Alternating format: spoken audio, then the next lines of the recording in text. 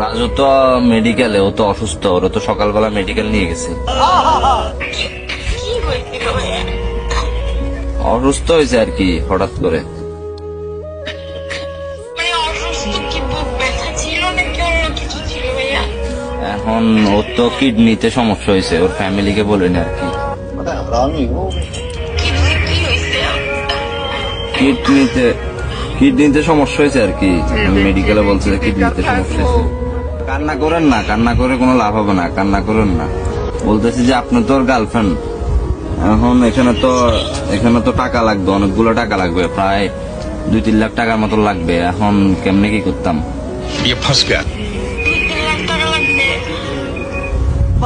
এখন তো ওখানে তো আমাদের ধরো তো হিউজ কোনো অ্যামাউন্টও নাই, কারণ এখানে জব টব নাই তেমন। ওরও তেমন জব টব না, মোটামুটি চলাফেরা করার মতন টাকা ইনকাম হইতো।